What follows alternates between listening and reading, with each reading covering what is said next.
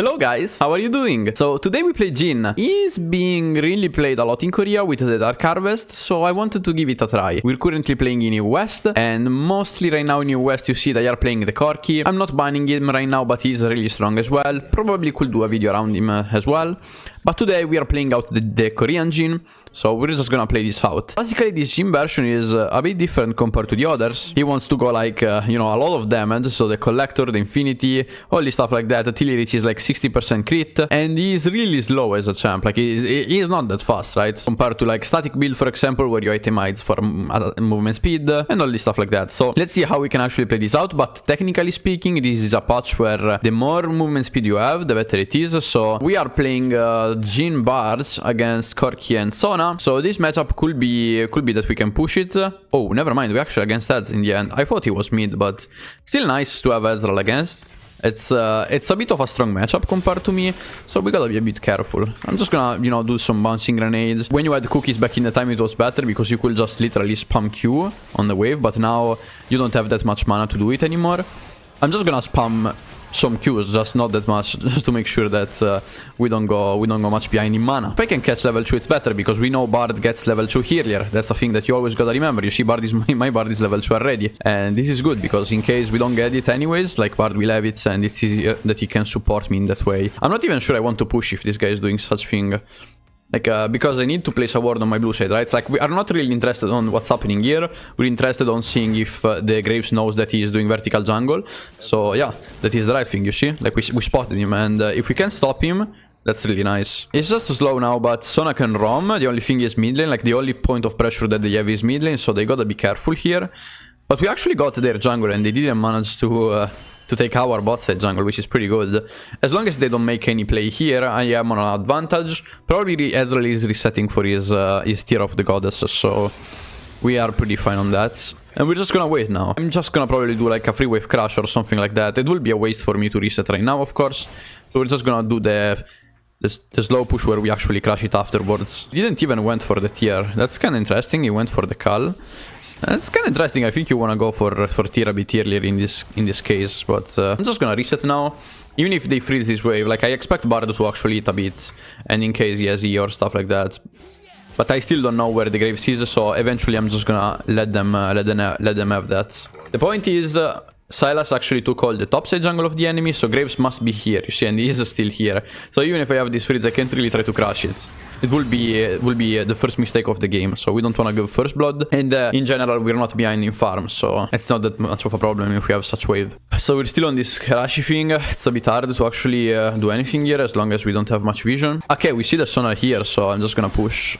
You know, like we see the Sona topside finally, so I'm able to crash this one. And we actually got the first blood as well. That's nice. So if I can take some plates at least, or some kind of damage here, that will be really nice. I usually don't go Cull on Jin, but that doesn't mean that it's bad, you know, like I simply did that because I saw that he did that as well, so we can hypothetically just go for a farming lane, and if Ezreal just doesn't take a tier right away, it's usually really bad for him. As Bard is roaming, I don't really want to push, like that's not my main point. Our objective is not to push. If I can like delay farm, especially like this cannon, if we can tank it, that will be huge. Still okay. I got a 4-shot on this guy. It's kind of a trade, I would say.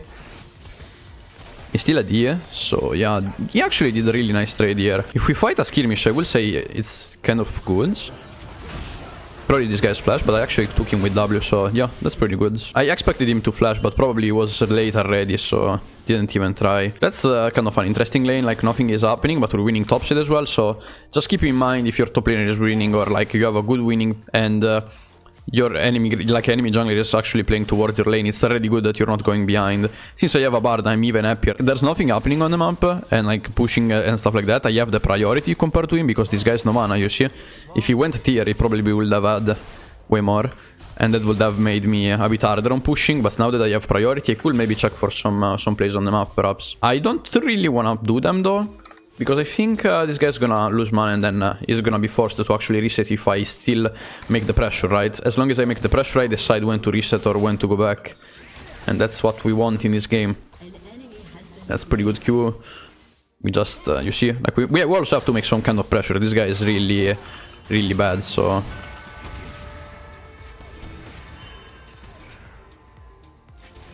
Ooh, he barriered though. I actually missed that, but that's pretty interesting because now I can just go and Q. Yeah, I used one potion. That's pretty interesting. I think I don't have enough though to kill him.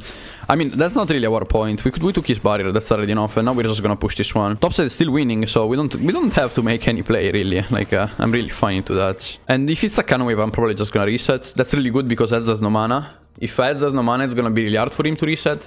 So that's my thought process about this, right? Ezreal is probably gonna reset on this wave. It's really fine for me to do that. Enemy jungler basically played only bot. Like he played the top side once, he went for top lane of course, and once they were top, we actually tried to make some pressure, but we always had priority most of the time, so that's what we were aiming for in this lane, no? Even if the pick itself, it's not changing that much, right? Like we are playing Dark Harvest in, but we actually have almost 0 Dark Harvest stacks, so we're not forcing that much. And let's gather some information on the map. I still don't see Sona. Vladimir is still doing an insane job on 1v1. That's really nice. Corki is getting it. I still don't see anyone, so they could actually try to make a play on me, you see? That's just an example. So I expect Graves to be here or something like that. I gotta believe in that, you know? And now you'll see what I mean. Like, I'm gonna drop this because I don't know. Like, if you should have seen Graves here. If Graves is not here, 100% is on my jungle. So I gotta be dropping that. That is the job of a weak sider. If you die, it's the worst thing ever. So you see? That is exactly what I'm saying. And that is how you play, especially when you have a bard or something like that that wants to play on the other side of the map. Nice, we got that. Oh, this guy though. I expect him to W, so I don't wanna do that. I'm gonna do that.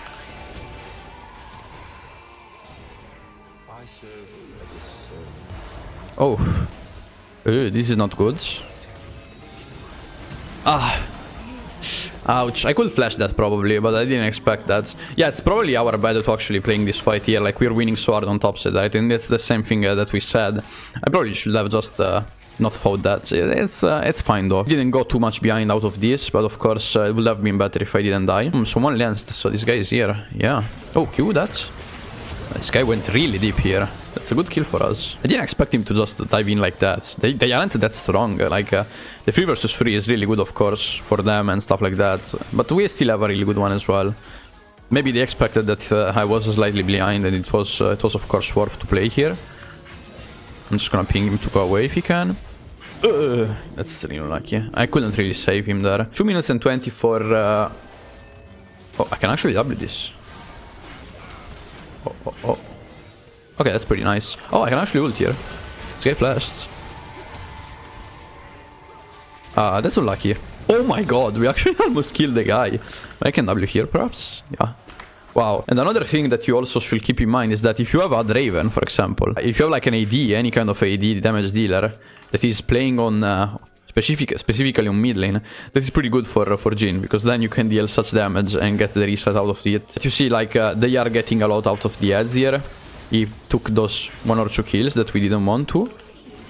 I'm gonna W that. I probably can't really defend this one, so we gotta drop it, but in the end we're making a side play here, so I'm kind of happy, you know? Like, they forced this tower, but we can't really do more than that. Probably gonna W here. I expected it.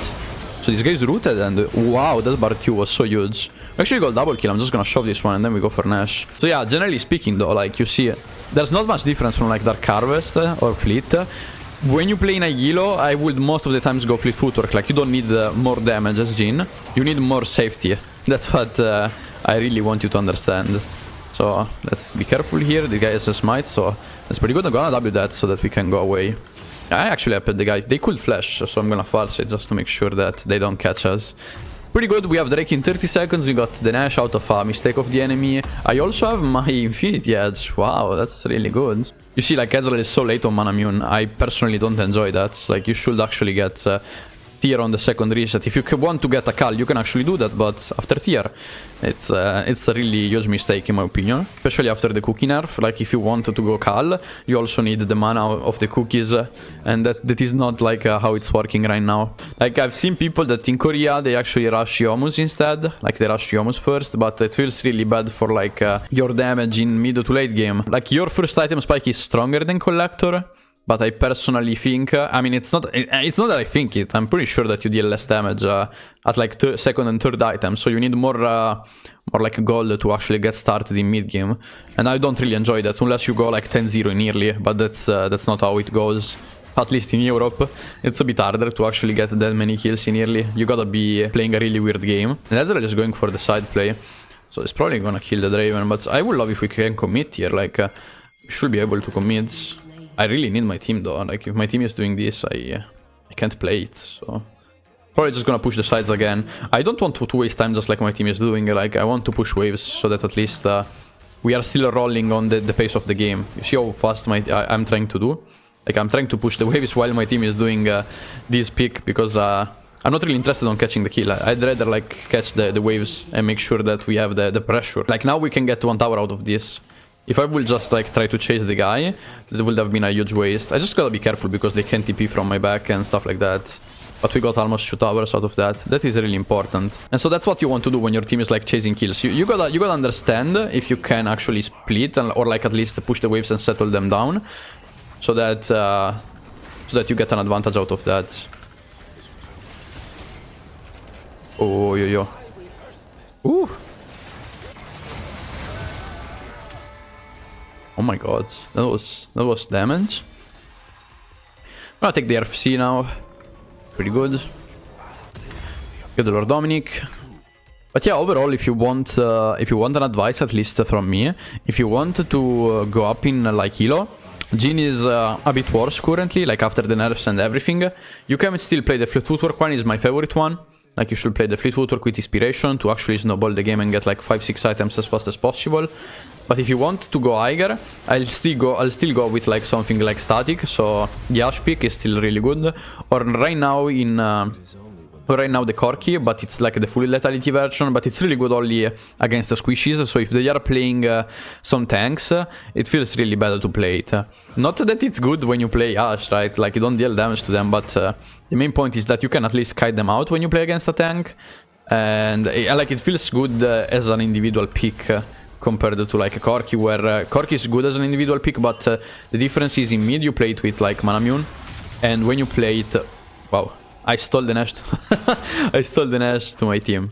Yeah, that's pretty interesting. And the difference is like when you play Corki on ADC, it's not like an hyperscaler. Like, yeah, he scales, but you gotta play him like full lethality, and that's not the same thing. You gotta be careful here. They have the flank with the cannon.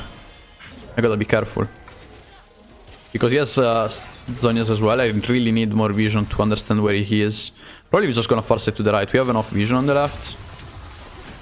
Because Draven died, we're a bit off here. We gotta be careful about the cannon. I'm gonna stay more to the left where we have the vision, okay? So that cannon can't really make the flank. He probably can have like TP or stuff like that, and that's what you wanna think about this game. Ooh, that's really nice. I rooted him. You see, you just need 1 W, that's what I'm saying. Like, it's not about having enough damage. Like, I usually have enough damage, and if you need to kill a tank, you don't have them, even if you play Dark Harvest, so... That's pretty good. I think we won the game here. Like, yeah, I'm pretty sure about that. We get 1 inhib. 2 inhib probably. Yeah, that's pretty good. You can just TP here. No, with the cannon. You stop him from attacking. That's not good. And this game is GG. Okay, guys, I hope you enjoyed and you liked this video about the showcase of the Korean Jhin, sorry. And yeah, hope to see you again. Make sure to watch some other videos if you liked, and see you in the next one. Bye!